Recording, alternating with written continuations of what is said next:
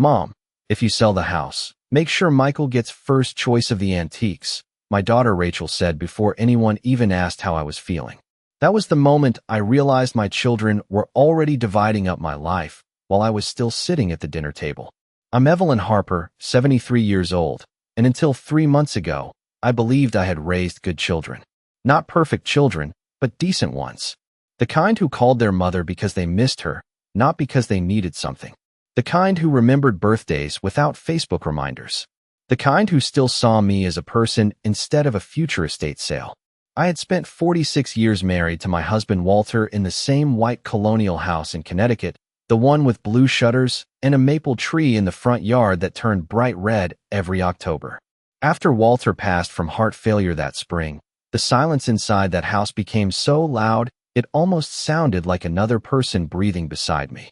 Every morning, I still made 2 cups of coffee before remembering there was no one left to drink the second one. Some habits survive grief longer than people do. A week before Christmas, I invited all 3 of my children over for dinner. I told them I wanted one nice evening together before the holidays became hectic. That wasn't entirely true. The truth was far more painful. I wanted to see who they had become when they thought I was weak. Snow had fallen all afternoon, covering the driveway in a thin white blanket that reflected the porch light outside my kitchen window. I spent nearly 6 hours cooking because old habits die hard. Pot roast. Mashed potatoes with too much butter, the way Michael always liked them. Honey-glazed carrots for Rachel. Apple pie for Noah because he still loved the same desserts he loved as a little boy. By 6:30, the dining room smelled like rosemary and cinnamon, and for a brief moment, setting the table alone almost felt normal. Michael arrived first with his wife Claire. They swept into the house carrying expensive coats and cold winter air. Claire kissed my cheek without actually touching me. "You look tired, Evelyn," she said as she handed me a bottle of wine that still had the price tag hanging from the bottom. Michael barely looked up from his phone while he loosened his scarf. "Market's been insane this quarter," he muttered, already distracted. Rachel came 20 minutes later with her husband Stephen. My daughter had always entered rooms like she expected an audience. Her boots clicked against my hardwood floors as she hugged me carefully, making sure not to wrinkle her cream-colored sweater. "Mom, your driveway is dangerous," she complained immediately. "You really shouldn't be living alone anymore." Noah arrived last, snow still clinging to his jacket sleeves, because he'd stopped halfway there to help someone whose car slid into a ditch. That was Noah. Always late because somebody else needed him first. He walked into the kitchen carrying grocery bags. "I noticed your porch light burned out," he said softly. "I picked up new bulbs on the way over." Then he hugged me properly, the way people hug someone they're afraid to lose. Dinner began politely enough. Forks scraping plates. Small talk about weather and travel plans. Claire discussing ski resorts in Vermont. Rachel showing pictures of a kitchen renovation they couldn't actually afford. Noah mostly listening. I watched them carefully beneath the warm dining room light, wondering when exactly the distance between us had started growing. Maybe it had always been there, hidden beneath birthdays and graduations and Christmas cards. Maybe Walter had seen it long before I did. Halfway through dinner, I folded my napkin slowly and said the sentence I had practiced alone in my kitchen for 3 straight nights. "I've been thinking about selling the house." The room went still so quickly it almost frightened me. Michael finally looked up from his phone. Rachel blinked twice. Claire set her wine glass down with sudden interest. Only Noah frowned. "Why?" he asked immediately. Not what would happen to the house. Not how much it might sell for. Just one simple question. "Why?" I forced a small smile. "It's getting harder to manage alone. The stairs. The snow. I thought maybe an assisted living community might make things easier." Claire spoke. "First, honestly, Evelyn, that's probably the responsible choice." Michael nodded slowly. "The property value in this neighborhood has skyrocketed. You could make a fortune selling now." Rachel leaned forward. "Well, if that happens, we should definitely talk about the furniture before strangers start taking things." Then came the sentence that hollowed something out inside my chest. "I've always loved Dad's grandfather clock." Nobody asked if I was lonely. Nobody asked whether I was scared to grow old alone in the house where I buried my husband. Nobody except Noah. He looked at me across the table with genuine concern clouding his face. "Mom," he said quietly, "are you okay?" I remember gripping my water glass so tightly my fingers hurt because in that moment, I realized there was only one person at that table who still saw me as a mother instead of a problem waiting to become an inheritance. And suddenly, for the first time in my life, I wanted to know exactly who my children would become if they believed I had nothing left to offer them except what they could take after I was gone. The morning after that dinner, I woke before sunrise to the sound of wind brushing softly against the kitchen windows. Connecticut winters always sounded lonelier after Walter died. When he was alive, mornings had rhythm. Coffee brewing, newspaper pages turning, his quiet humming while feeding the birds outside.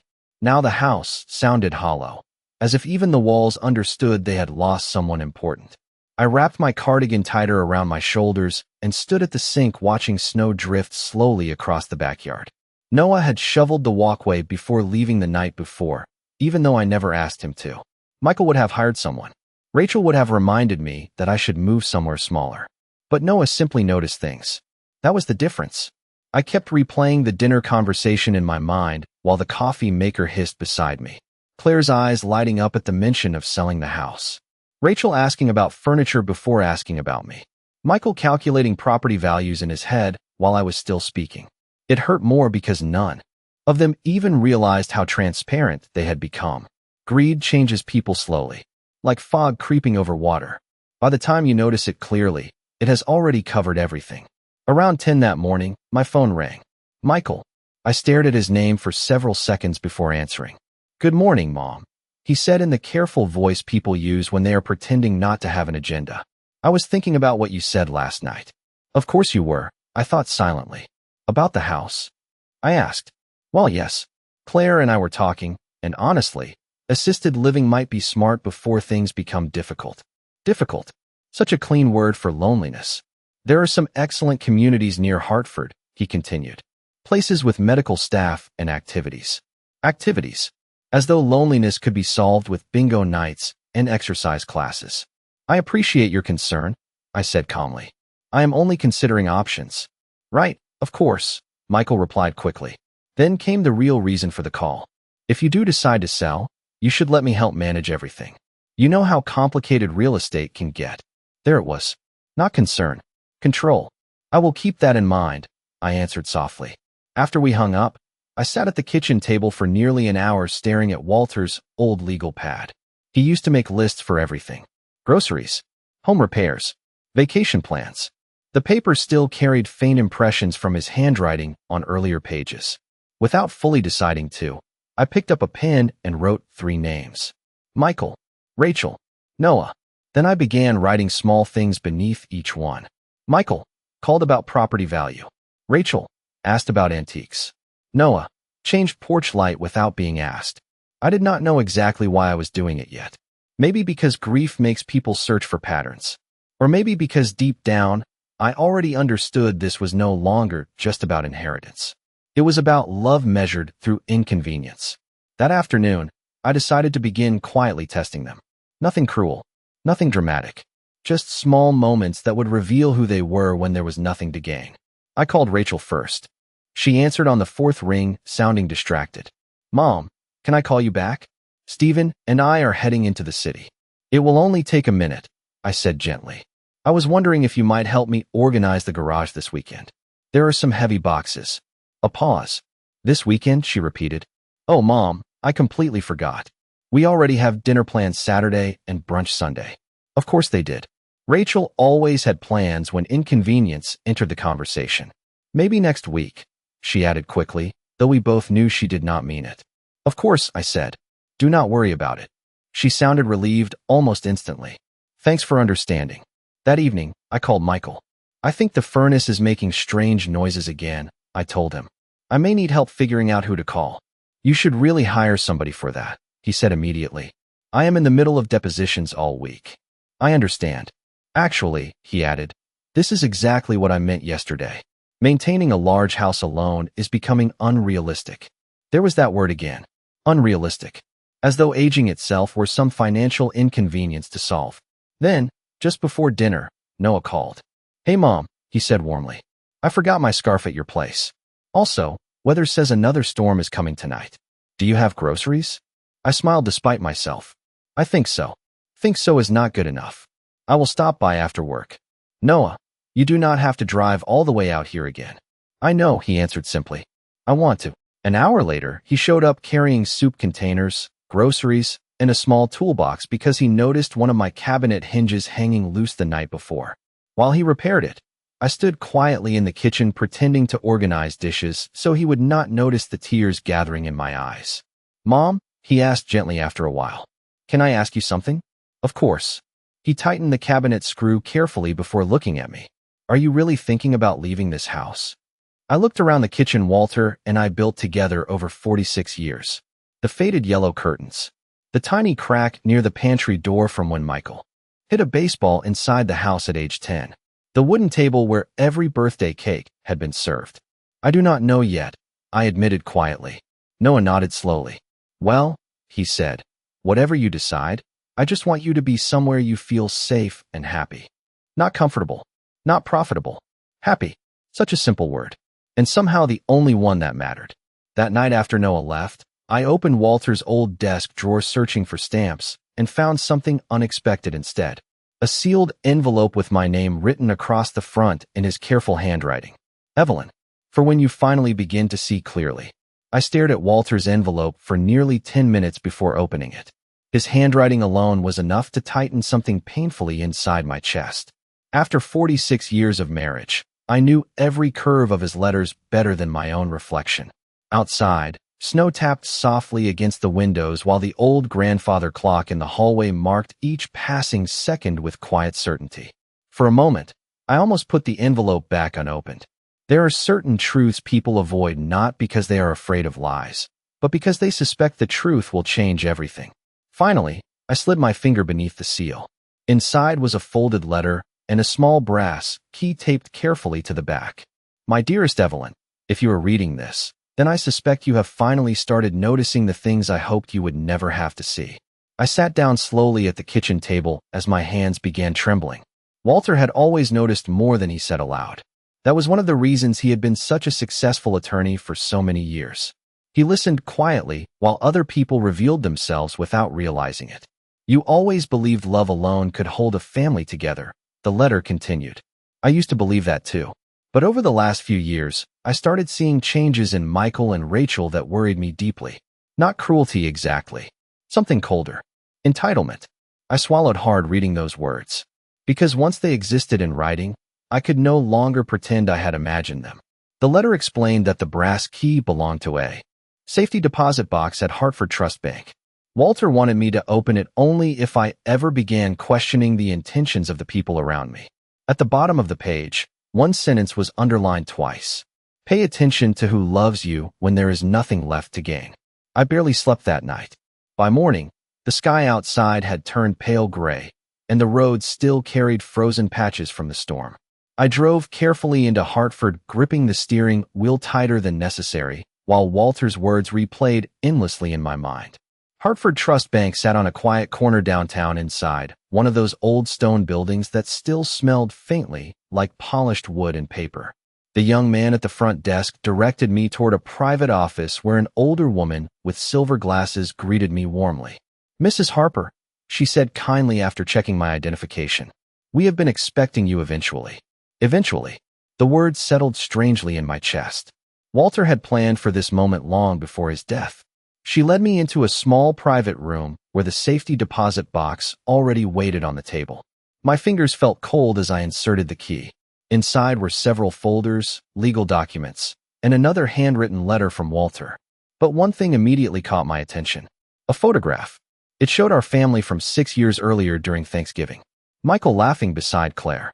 Rachel leaning against Stephen while Noah carved the turkey beside Walter. We looked happy, whole. Underneath the photograph, Walter had written 3 simple words. Look closer, Evelyn. Beneath the photograph sat detailed financial records. Walter had apparently been quietly tracking money he gave the children over the past decade. Tuition assistance, home down payments, vacation loans never repaid, credit card bailouts. The numbers beside Michael and Rachel were staggering. Noah's column remained nearly empty except for one entry Walter had circled in blue ink. Borrowed $500 during first teaching year. Repaid in full 2 months later. Tears blurred my vision for a moment. Not because of the money itself, but because Walter had clearly spent years trying to understand something painful about our own children. Then I opened the second folder. Inside was the trust. My heart began pounding harder with every page I read. Walter had structured nearly our entire estate through a family trust that would not fully activate until 1 year after his death. But the conditions attached to it were unlike anything I expected. The primary beneficiary would not automatically be divided equally among the children. Instead, the trustee had full discretion to determine distribution based upon demonstrated care, involvement, and emotional support provided to me during my final years. Walter had anticipated exactly what was happening now. He had simply never told anyone. Not even me. "Mrs. Harper?" the woman from the bank asked gently after noticing my expression. "Are you all right?" I looked up slowly. Did my husband ever say why he created this structure? Her expression softened with something close to sympathy. "Your husband told us he believed character becomes most visible when people think someone vulnerable needs them." I sat in silence after that. Not shocked exactly. More like someone slowly waking from a very long sleep. By the time I returned home that afternoon, dusk had already settled over the neighborhood. The maple tree outside stood dark against the snow while soft yellow light glowed through the living room windows. For the first time since Walter died, the house did not feel empty. It felt watchful, almost protective. I had barely removed my coat when my phone buzzed with a text from Rachel. "Mom, Stephen and I were thinking maybe you should let us store the piano if you downsize. We have more space than Noah." I stared at the message for a very long time. Not once had she asked whether I had safely driven through the snowstorm. Not once had she asked how I was coping alone in that large silent house. Just the piano. Always the piano. 20 minutes later, another message arrived from Michael. "Claire found an excellent assisted living community online. Sending brochure now." Again, "No, how are you holding up, Mom? No, do you need anything? Only solutions. Arrangements. Logistics for my disappearance." Then my doorbell rang. When I opened it, Noah stood outside holding 2 grocery bags and a snow shovel over his shoulder. "I saw your driveway icing over," he said. "Thought I should come before it got worse." I looked at my youngest son standing there in the freezing Connecticut air with snow melting onto his boots, and suddenly Walter's final sentence echoed through my mind louder than ever. "Pay attention to who loves you when there is nothing left to gain." And for the first time since this quiet little test began, I realized I already knew exactly which one of my children would pass. After Noah finished clearing the ice from my driveway that night, I made him stay for dinner. Nothing elaborate this time. Just tomato soup and grilled cheese sandwiches cut diagonally the way I used to make them when he was little. He sat at the kitchen counter wearing one of Walter's old sweaters I had found in the hall closet years ago and forgotten to return. Seeing my youngest son sitting there beneath the warm kitchen lights felt strangely comforting, like looking at the last surviving piece of a world that no longer existed. "You are staring at me," Noah said with a small smile while stirring his soup. "Am I? Mom, I teach teenagers for a living.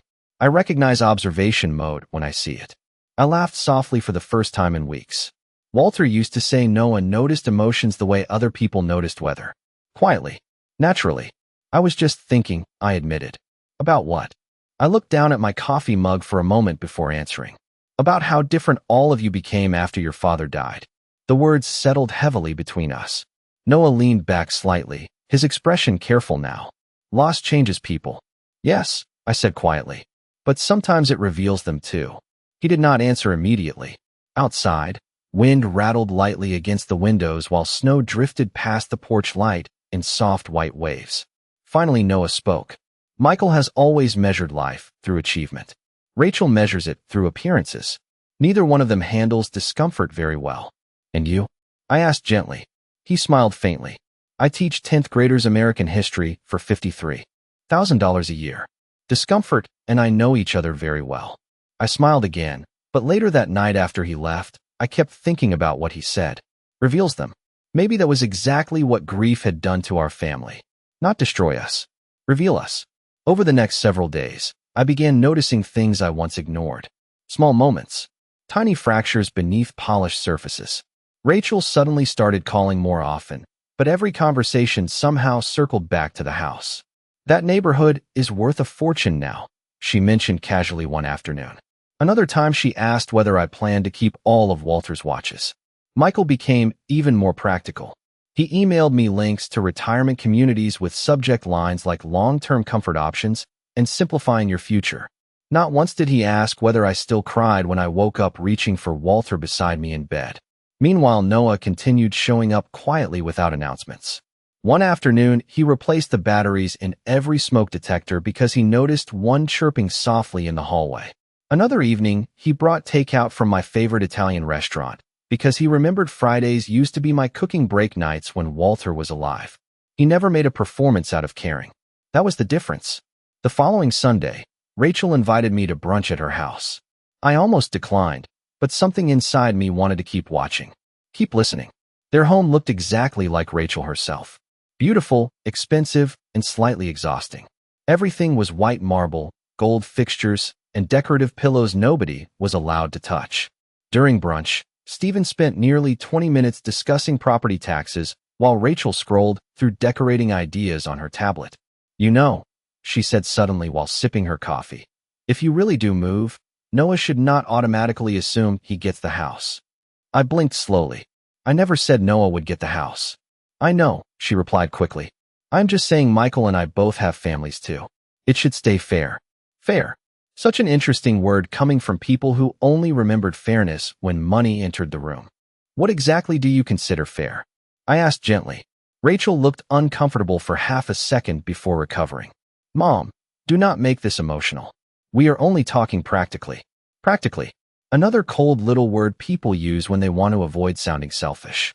Later that afternoon, while Rachel cleaned dishes, I accidentally overheard Stephen speaking quietly to her in the next room.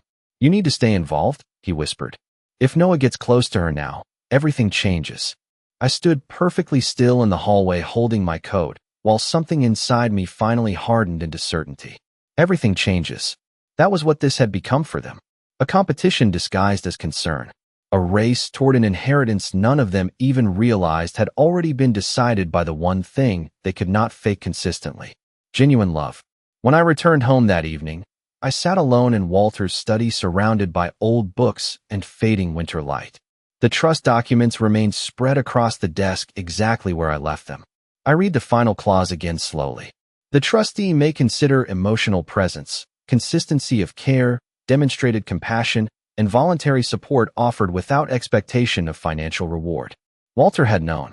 Somehow, years before I ever saw it clearly, he had known exactly which child still loved us without conditions attached. My eyes drifted toward the family photograph from Thanksgiving 6 years earlier. Michael smiling confidently beside Claire. Rachel posing beautifully beside Stephen. Noah laughing naturally while carving turkey beside Walter. Suddenly, I remembered something I had forgotten for years. That same Thanksgiving, after everyone else left, Walter stood quietly at the kitchen sink watching Noah wash dishes alone because he noticed I was tired. That boy has your heart, Walter whispered to me back then. At the time I thought it was simply a compliment. Now I realized it was a warning too. Because people with soft hearts are often surrounded by people calculating what softness can provide them. My phone buzzed suddenly against the desk, pulling me from the memory. A message from Michael. Claire and I think it would be smart to discuss power of attorney soon before things become complicated later. I stared at the screen for a very long time while the winter sky outside slowly darkened into evening. Then I looked back down at Walter's trust papers, and for the first time since beginning this quiet little test, I stopped wondering which of my children would fail. I already knew. The only question left was how far they were willing to go before they realized I was no longer blind. 3 days later, Michael invited me to dinner at his house. Not a casual invitation, a strategic one. I could hear it immediately in the careful tone of his voice over the phone. Claire is making your favorite salmon, he said warmly. We thought it would be good to spend quality time together. Quality time. Funny how that phrase only appeared after I mentioned selling the house. Their home sat on the northern edge of West Hartford inside one of those expensive developments where every lawn looked professionally measured. Large windows. Stone walkway. Luxury cars sleeping quietly beneath soft garage lights. Claire greeted me at the door wearing cream-colored cashmere and a smile polished so perfectly it almost looked painful to maintain. Evelyn, she said brightly while air-kissing my cheek. You look wonderful. I had noticed something recently. Claire only complimented appearances when she wanted control of a conversation. Dinner looked beautiful. Candles lit. expensive wine breathing beside Michael's plate, soft jazz drifting through hidden ceiling speakers. Everything carefully arranged to create warmth. But warmth cannot be staged forever. Real families do not need performance lighting to appear loving. Halfway through dinner, Michael leaned back in his chair and folded his hands together. Lawyer posture. Controlled. Intentional. Mom, he began carefully. Claire and I have been talking about your future. There it was again. My future. Everyone suddenly seemed deeply invested in planning it for me. That is kind of you, I replied calmly while cutting another piece of salmon. Claire smiled sympathetically. We just worry about you being alone in that big house all winter. Especially after your little fall last month, Michael added. I looked up slowly. I did not fall. A brief silence. Claire recovered first. Well, you mentioned feeling dizzy one morning. Interesting. They were already reshaping harmless details into signs of decline, building a narrative brick by brick. Sometimes these things happen gradually, Michael continued gently. And the smartest thing is preparing early before decisions become stressful. Then he placed a folder carefully on the table beside my water glass. I stared at it for several seconds without touching it. What is this? Nothing urgent, he said quickly. Just preliminary paperwork. Temporary power of attorney. Basic financial oversight if you ever needed help. Help. Another dangerous little word. I opened the folder slowly.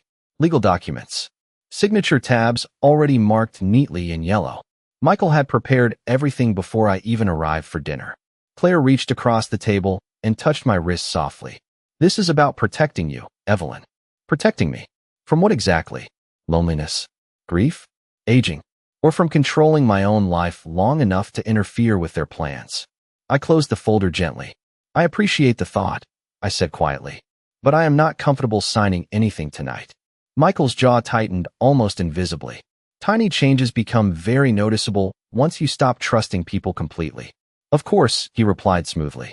We only want what is best for you. The rest of dinner moved awkwardly after that. Claire overcompensated with compliments about my sweater. Michael discussed property taxes again. I listened politely while something inside me grew calmer instead of sadder. Clarity has a strange effect on grief.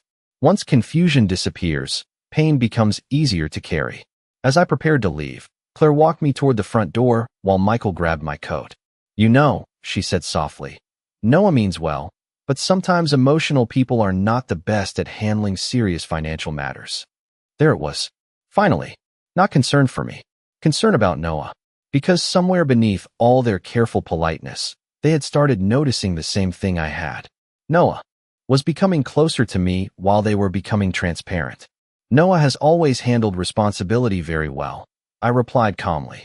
Claire's smile flickered for half a second. Yes, but he is sentimental. And sentimental people make impulsive choices. I almost laughed hearing that. Noah was the only one in this family not behaving impulsively around money. When I arrived home that evening, my driveway had already been shoveled. Fresh tire tracks curved gently through the snow. Noah again. Of course. Inside the house, I found a small grocery bag hanging from the kitchen door handle. Bread, soup, orange juice, and a handwritten note in Noah's uneven block letters. Weather says roads may ice overnight. Please stay inside tomorrow. Call me if you need anything. No speeches. No paperwork. No hidden agenda wrapped in legal language. Just care. Simple care. I stood quietly in the kitchen holding that little paper note longer than I should have. Then my phone buzzed. Rachel. Mom, she said quickly after I answered. Michael told me you did not sign the power of attorney forms. So, they were coordinating now. I said I wanted time to think. Rachel sighed dramatically. You are making this harder than it needs to be. Harder for who? I wondered silently. We are trying to help you before something happens. What exactly do you think is going to happen to me, Rachel? Silence filled the line briefly. Then she answered carefully. You are 73 and living alone. Things change fast at that age. At that age. As though I had already become a fragile object everyone discussed, instead of a person capable of thinking clearly. I see, I said softly. Rachel lowered her voice slightly. Mom, between us, Claire thinks Noah is influencing you emotionally. I almost smiled hearing it. Not because it was funny, because it revealed exactly how people like Claire think. They cannot imagine kindness existing without strategy attached to it. Noah has not influenced me, I replied quietly. He has simply been present. Rachel grew quiet after that, because deep down, even she understood the difference. After we hung up, I walked slowly into Walter's study and opened the trust documents again beneath the warm glow of his desk lamp. For the first time, I noticed a handwritten note tucked into the final page. Walter's handwriting. Small. Precise.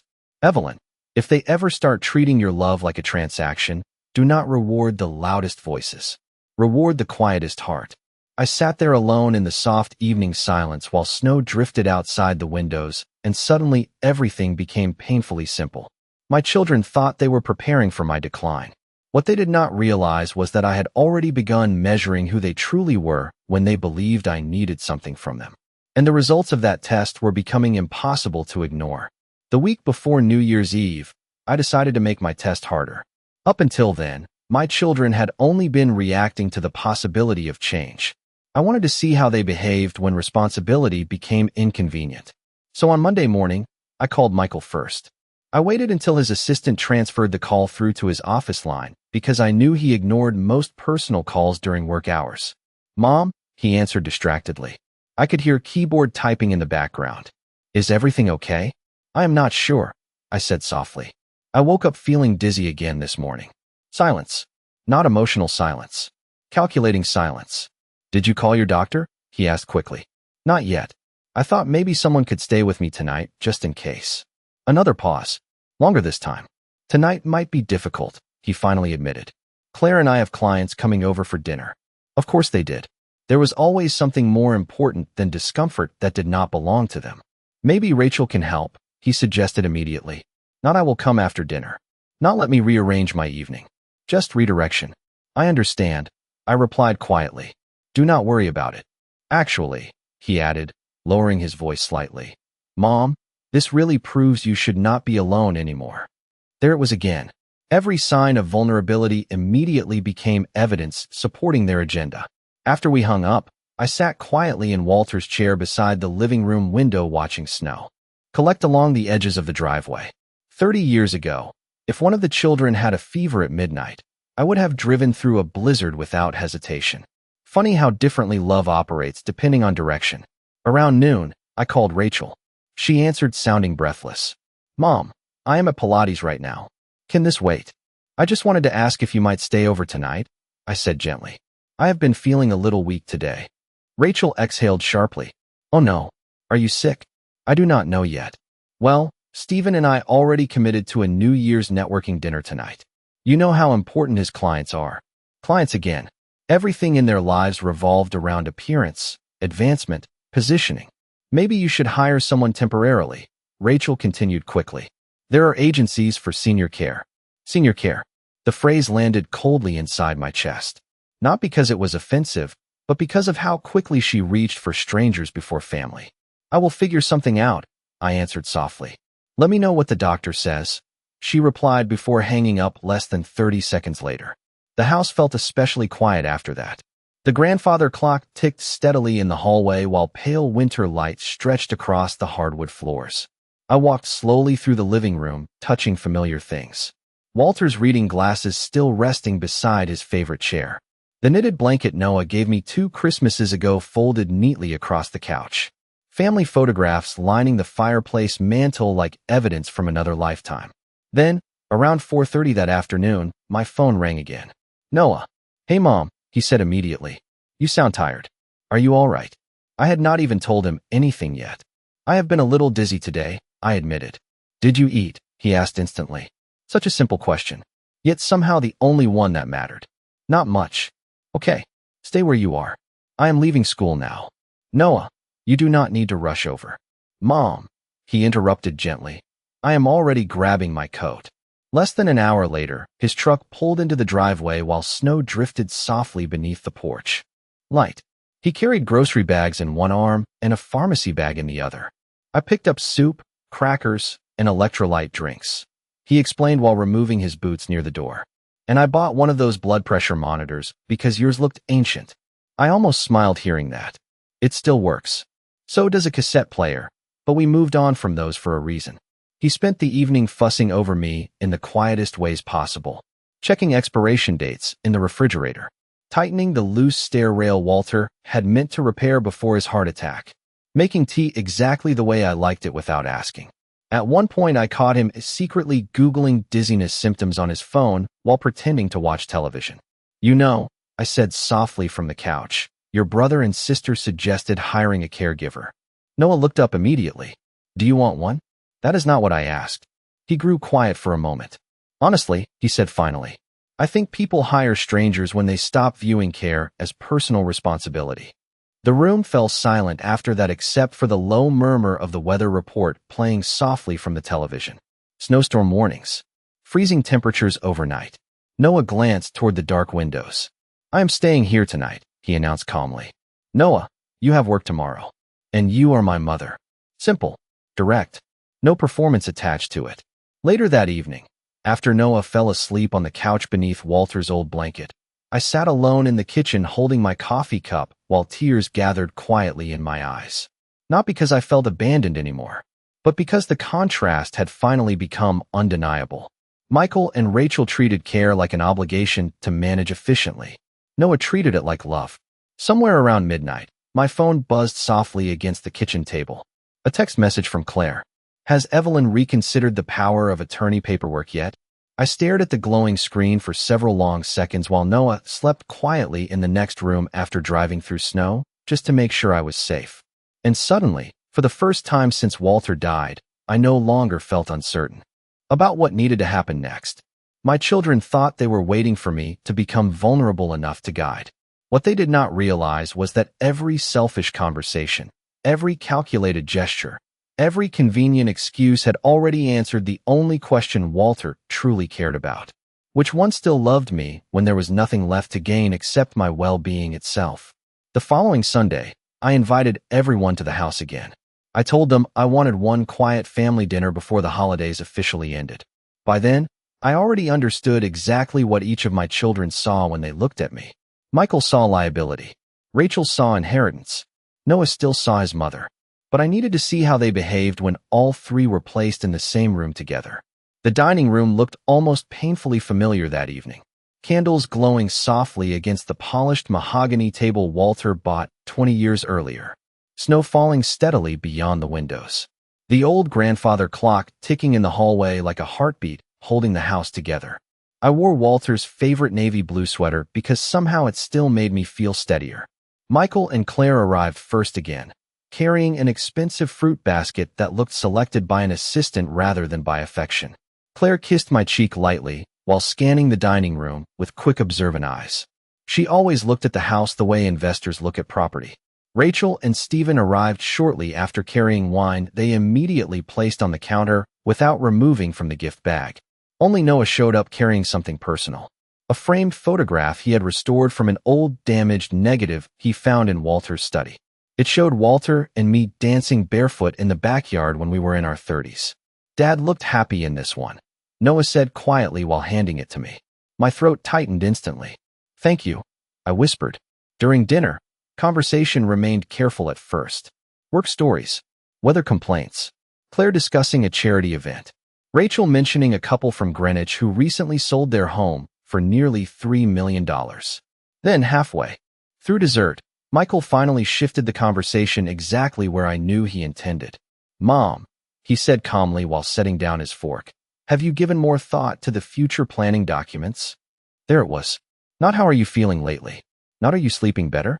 Always planning. Always positioning. "I have thought about them," I answered carefully. Rachel leaned forward slightly. "We are only worried because things can happen unexpectedly at your age." "At your age?" Such a polite little knife. I nodded slowly. "You mean if my health declines?" "Exactly," Claire added smoothly before Rachel could continue. "It is about avoiding confusion later." Confusion for whom? I wondered silently. Because my mind had never been clearer. Michael reached into his briefcase beside the chair and removed another folder. Larger this time. More organized. Signature tabs marking several pages in yellow. "I updated everything to make the process easier," he explained. "This would allow me to manage the house sale, investments, and medical decisions if necessary." I stared at the paperwork without touching it. "That seems like a tremendous amount of authority." Michael smiled patiently. "Mom, I am an attorney. I deal with these situations professionally every day. Professionally. Another revealing word. Even now, he approached his own mother like a legal situation to organize efficiently. And where exactly would I live? I asked softly. Claire answered before Michael could speak. There is a beautiful assisted living community in Avon with excellent amenities. Amenities. Activities. Security. Everyone kept describing places where older people quietly disappeared while younger relatives sorted through belongings afterward. Rachel nodded eagerly. Honestly, Mom, it would probably be a relief not worrying about such a huge property anymore. Huge property. Never once home. Just property. Across the table, Noah remained silent for several moments before finally speaking. Did Mom ask for any of this? The room shifted immediately. Claire crossed her arms slightly. Michael's jaw tightened. Rachel looked annoyed more than uncomfortable. Noah, Michael said carefully. This is about practical long-term planning. No, Noah replied calmly. This sounds like all of you discussing Mom's life without actually listening to her. Silence settled heavily over the table after that. I looked down at my coffee cup to hide the emotion rising unexpectedly in my chest. Because Noah had just done something none of the others had done in months. He defended my humanity before discussing my convenience. Claire recovered first with a thin, controlled smile. Nobody is attacking Evelyn. I did not say attacking, Noah answered quietly. I said listening. Michael exhaled sharply and leaned back in his chair. You are being emotional. Noah almost smiled hearing that. And you are being transactional. The room went completely still. Even the clock in the hallway suddenly sounded louder. Rachel set down her wine glass harder than necessary.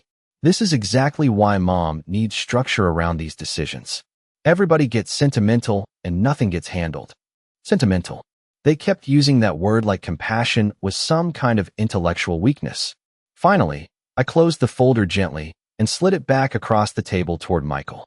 I am not signing anything tonight. Michael's expression hardened slightly for the first time all evening. Mom, delaying these conversations is irresponsible. Irresponsible. There it was. The final mask slipping just enough to reveal frustration underneath. Not grief. Not concern. Frustration that I was becoming harder to manage than expected. I appreciate your advice, I said quietly. But I am still capable of making my own decisions. Claire exchanged a quick glance with Michael that lasted less than 2 seconds, but revealed everything. Worry. Calculation. Adjustment. They were realizing control would not come as easily as they assumed. The dinner ended awkwardly after that. Rachel left quickly claiming an early meeting. Claire barely hugged me goodbye. Michael reminded me twice to review the paperwork carefully. Only Noah stayed behind after everyone else left. Together we quietly cleared dishes in the kitchen while snow drifted outside beneath the porch lights. Neither of us spoke for several minutes. Finally Noah dried his hands slowly and looked at me. Mom, he said gently. You know you do not owe anybody your independence just because they make you feel guilty for having it.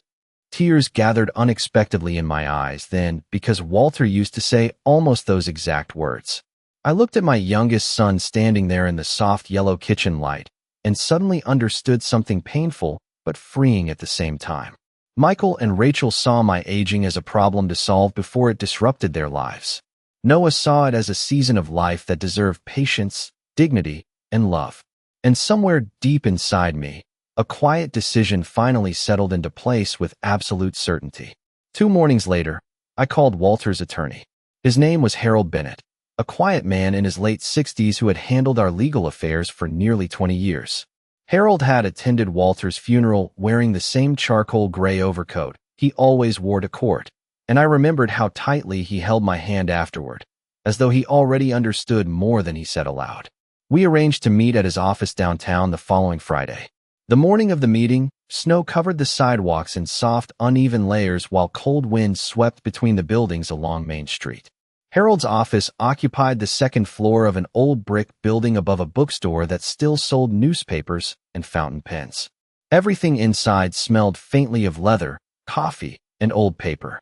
Harold greeted me warmly the moment I stepped into his office. Evelyn, he said gently. You look stronger than the last time I saw you. Stronger.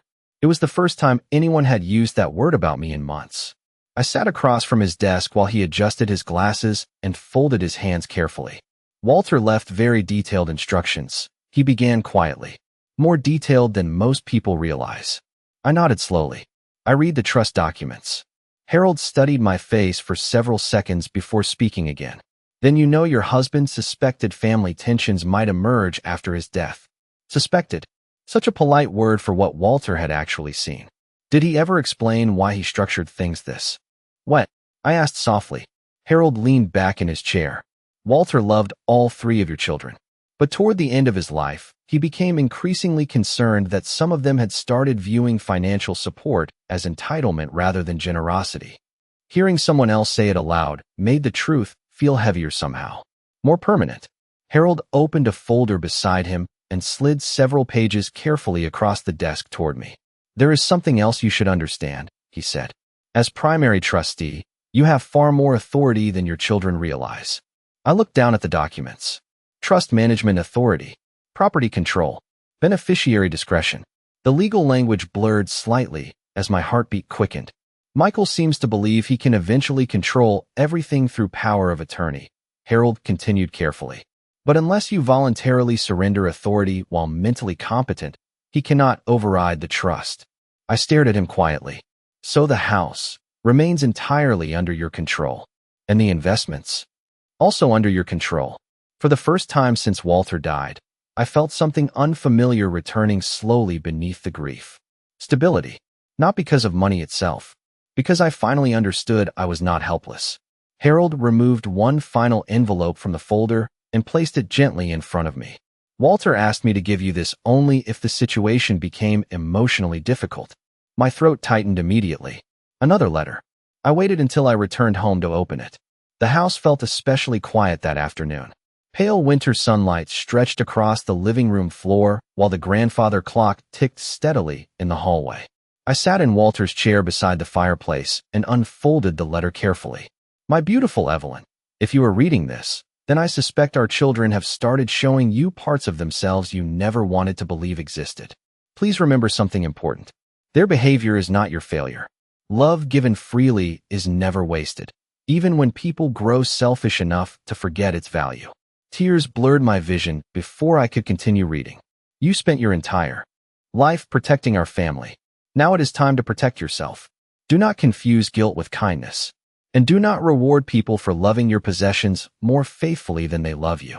I pressed the letter gently against my chest while the room around me dissolved into quiet tears. Walter had known exactly how hard this realization would become for me, because mothers spend decades believing love alone can hold families together. We ignore warning signs, excuse selfishness, translate neglect into busyness because the alternative hurts too much to face. My phone rang suddenly, breaking the silence. Michael. I let it ring twice before answering. Mom, he said briskly. Claire and I found an excellent assisted living opening in Simsbury. But they need decisions quickly. No greeting. No how are you today? Just business. That seems fast, I replied calmly. These places fill quickly, he answered. Honestly, waiting too long could create complications later.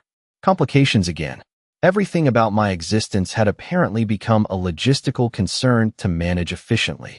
I met with Harold Bennett today, I said quietly. Silence exploded across the line instantly. Dad's attorney? Michael asked carefully now. Yes. Another pause. Longer this time. Why? I looked out the living room window toward the snow-covered backyard Walter once spent entire summers maintaining by hand. Because I wanted to fully understand my options before making decisions about my future. Michael's voice changed subtly after that. More cautious. Less confident. Of course, he said slowly. That makes sense.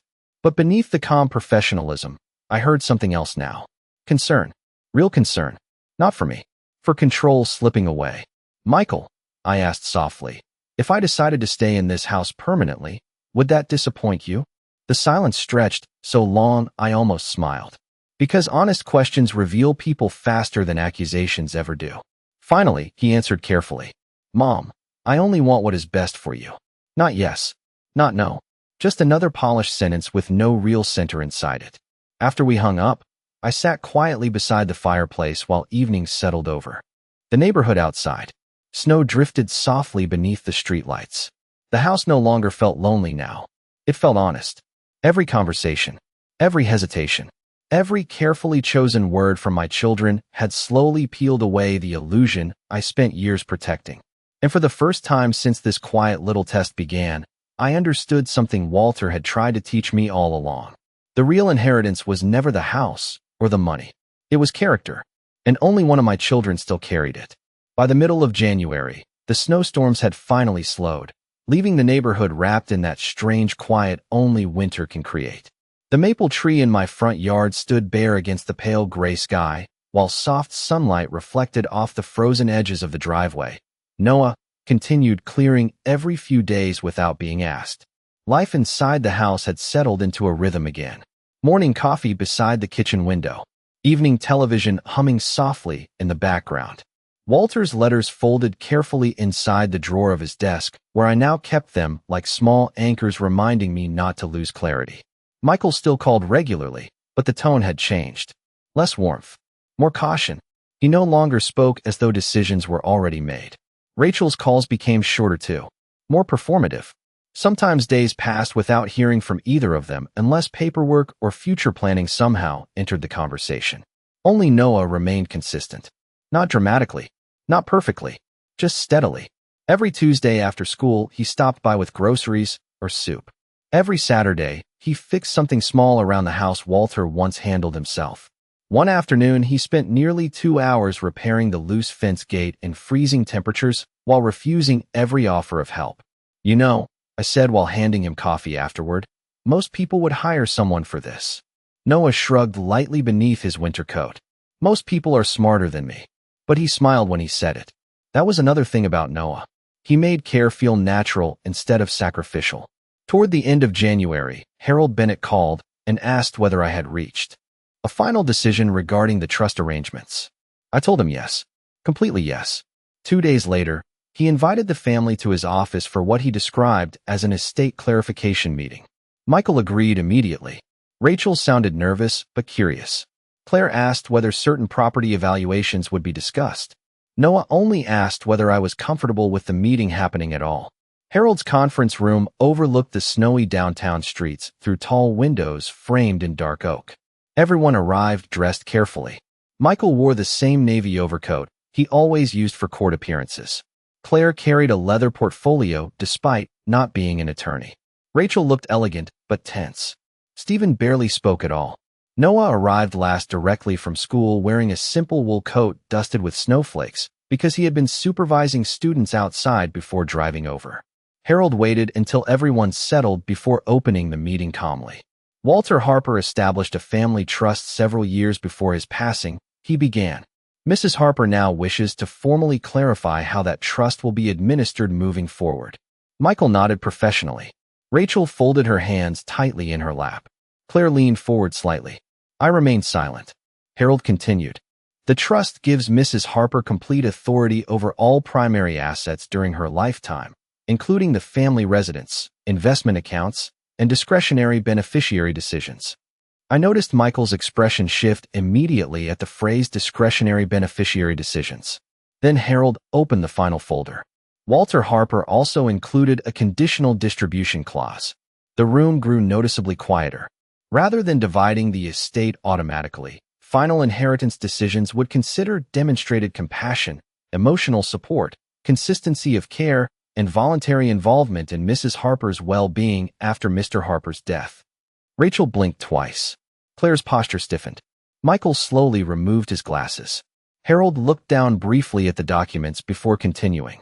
After reviewing the conditions outlined by Mr. Harper and consulting with Mrs. Harper directly, the trust's primary residential and financial assets will transfer entirely to Noah Harper upon Mrs. Harper's passing. Silence crashed into the room so completely I could hear traffic moving faintly 6 floors below us. Rachel stared openly at me in disbelief. Claire spoke first. "Excuse me." Her voice came out sharper than she intended. Harold remained calm. "The decision follows the trust structure established by Mr. Harper himself." Michael leaned forward slowly. "Dad would never intentionally divide the family this way. Your father structured this personally," Harold answered evenly. "In significant detail." Rachel looked directly at me then, hurt flashing across her face beneath the shock. "Mom, seriously?" I met her eyes quietly. Your father wanted our family judged by character, not entitlement. Michael's expression hardened now. So this is because Noah visited more often? No, I answered softly. This is because Noah showed up without needing a reward attached to it. Claire crossed her arms tightly. That is incredibly manipulative. I almost smiled hearing it. Because people who treat kindness like strategy can never understand love without transactions attached. Noah finally spoke for the first time since the meeting began. Mom, he said quietly, I do not want this if it hurts everybody. My chest tightened instantly hearing that. Even now, his first instinct was protecting people instead of possessions. Harold looked toward him carefully. Your father anticipated that response too. Then he slid one final handwritten letter across the table. Walter's handwriting covered the front. For Noah. My youngest son opened it slowly while the room remained silent around him. After reading only a few lines, his eyes filled unexpectedly with tears. What does it say? I asked gently. Noah swallowed hard before answering. Dad said the inheritance is not payment for loving you. It is responsibility for continuing to protect what matters most. The room fell silent again after that. Rachel looked down at her hands. Michael stared out the window toward the snowy streets below. Claire said nothing further. And sitting there beside my youngest son, beneath the quiet winter light filling Harold Bennett's office, I finally understood the real reason Walter created this test in the first place. Not to punish our children, not even to reward Noah, but to force the truth into the open where none of us could keep pretending anymore. I tested my children. Only one passed. But in the end, I think I was the one who finally opened my eyes.